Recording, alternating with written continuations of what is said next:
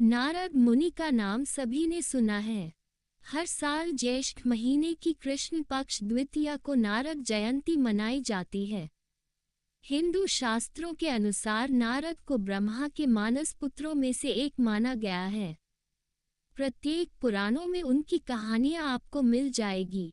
आओ जानते हैं संक्षिप्त में कि आखिर क्या था उनकी शक्ति का राज और क्या है उनकी कहानी। 1. हिंदू मान्यताओं के अनुसार नारद मुनि का जन्म सृष्टि के रचयिता ब्रह्मा जी की गोद से हुआ था। ब्रह्मवैवर्त पुराण के मतानुसार ये ब्रह्मा के कंठ से उत्पन्न हुए थे। 2. देवर्षि नारद को महर्षि व्यास, महर्षि वाल्मीकि और महाज्ञानी शुकदेव का गुरु माना जाता है।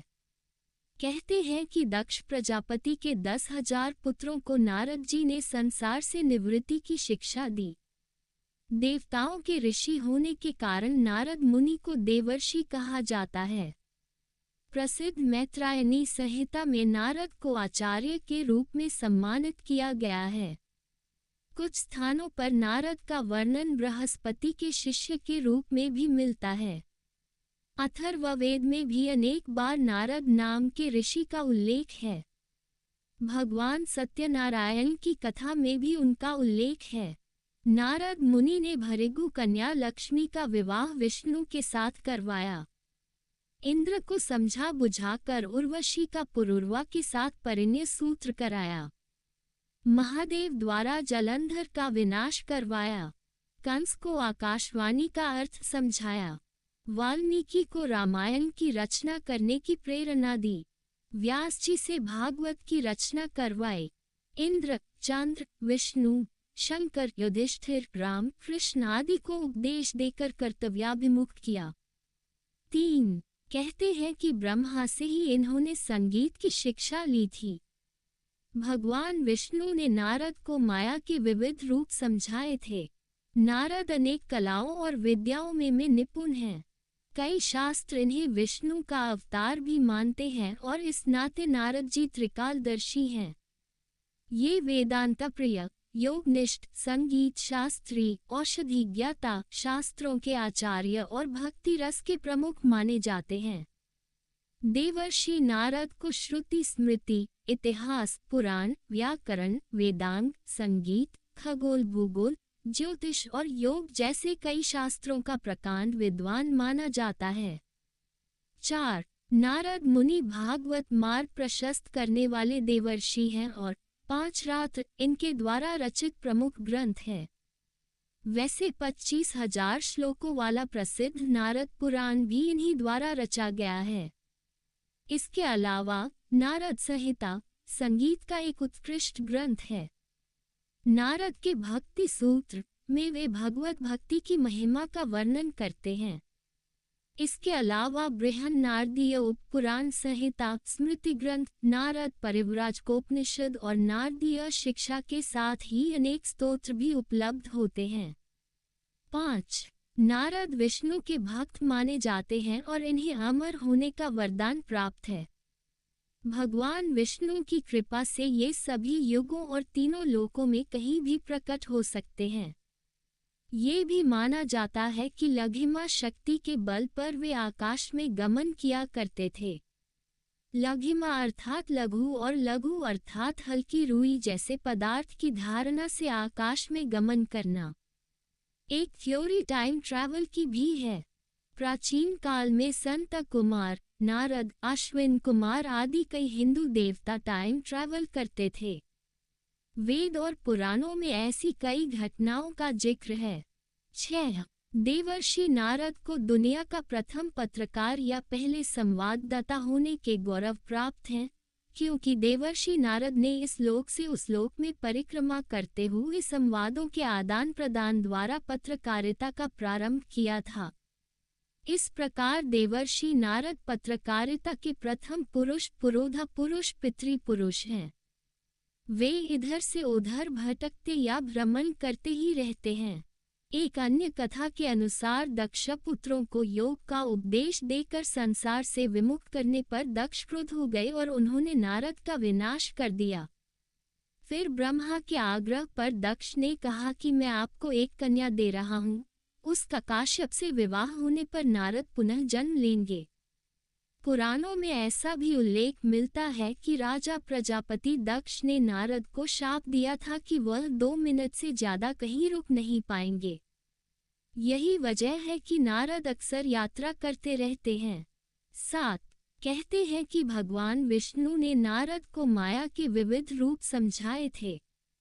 एक बार यात्रा के दौरान एक सरोवर में स्नान करने से नारद को स्त्रीत्व प्राप्त हो गया था।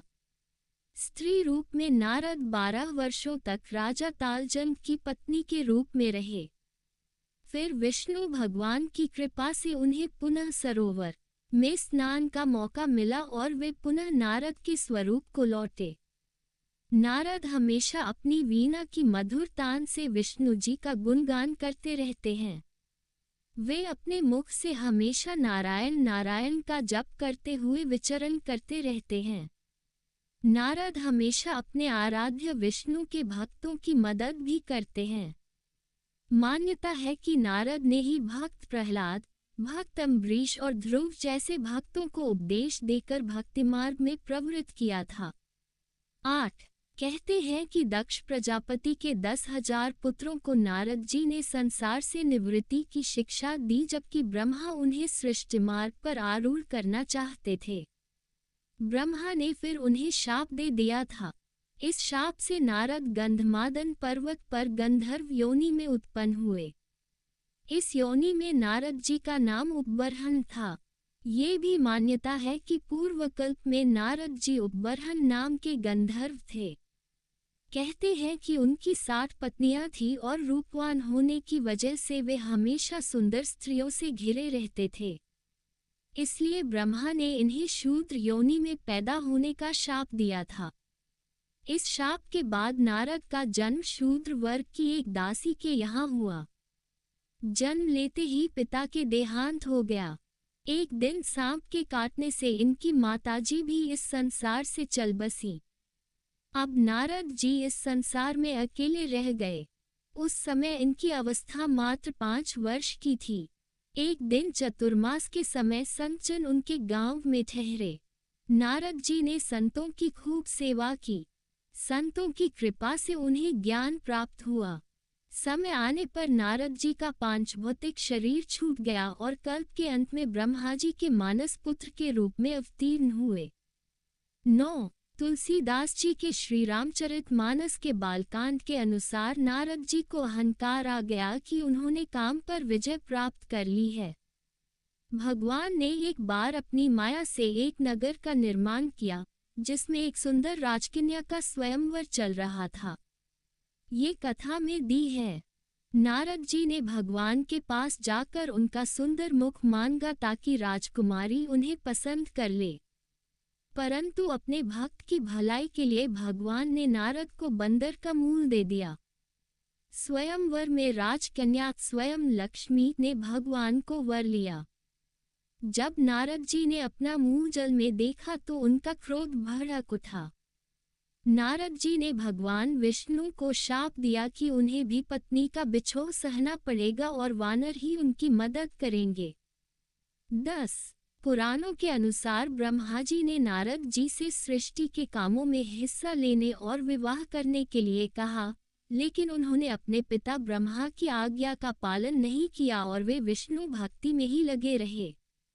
तब क्रोध में आकर ब्रह्मा जी ने देवर्षि नारद को आजीवन अविवाहित रहने का शाप दे दिया। अंत में नारद जयंती के दिन भगवान विष्णु और माता लक्ष्मी का पूजन करने के बाद ही नारद मुनि की पूजा की जाती है। इस दिन गीता और दुर्गा सप्तशती का पाठ करना चाहिए। इस दिन भगवान विष्णु के मंदिर में भगवान श्री कृष्ण को बांसुरी भेंट कर अन्न और वस्त्र का दान करना चाहिए।